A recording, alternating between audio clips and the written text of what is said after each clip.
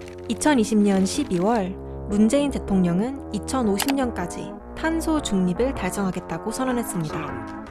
2050년 대한민국 탄소 중립 비전을 마련했습니다.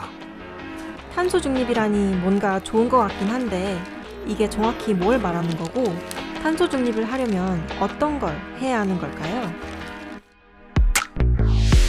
문재인 대통령이 2050년까지 탄소 중립을 달성하겠다고 오늘 선언했습니다. 탄소 중립이 되겠습니다. 탄소 중립을 향한 변화인 탄소 중립 선언. 사람들은 살아가면서 여러 활동을 하는데요.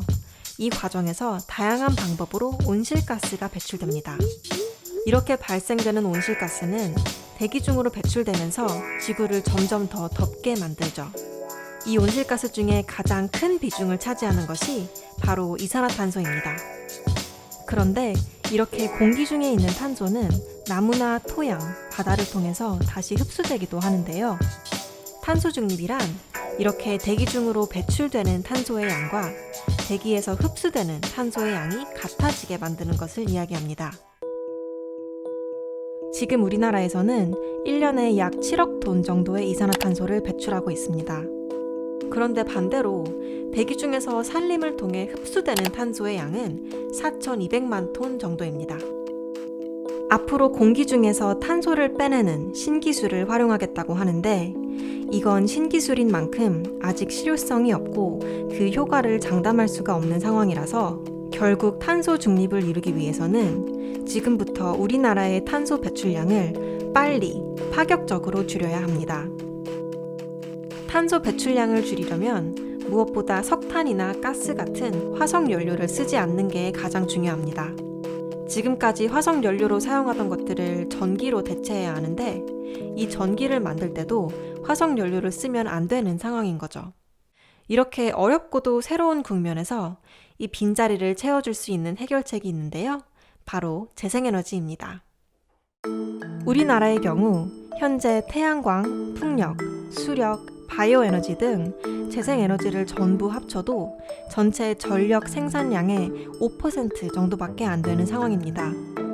얼마 전 카이스트와 기후솔루션이 발표한 보고서에 따르면 탄소 중립을 달성하기 위해서는 2050년까지 재생에너지 발전량이 지금보다 20배 증가해야 한다고 밝혀지기도 했습니다.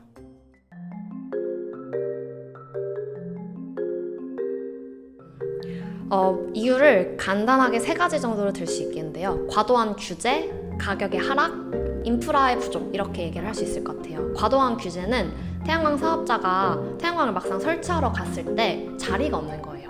왜냐?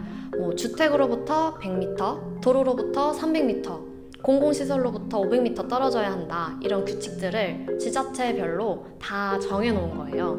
가격이 엄청 많이 하락하고 있어요. 그래서 몇 년 전만 해도 내가 태양광 설치해서 이 정도 돈을 벌겠지? 라고 예상했던 것보다 수익률이 엄청 많이 떨어지고 있는 거. 3번째는 인프라 부족인데 이런 재생에너지 설비들을 새로운 차로 비유를 한다면 이 차들이 다닐 도로가 없는 거예요. 그래서 빨리빨리 재생에너지가 만들어졌으면 이 전기가 집에도 가고 공장에도 가고 이렇게 도로를 따라서 가야 하는데 재생에너지 설치에도 영향을 미치고 있다. 이렇게 볼 수 있겠습니다.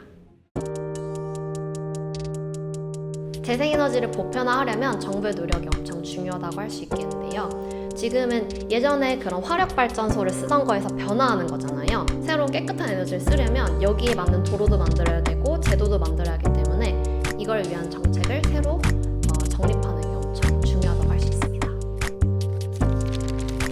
기후위기 대응은 우리 모두에게 더 이상 미룰 수 없는 과제가 되었고 이 과제의 핵심은 재생에너지 확대에 있습니다. 과도한 입지 규제 완화와 시장 개선, 인프라 확충을 통해 재생에너지를 빠르게 확대할 수 있도록 해야 합니다.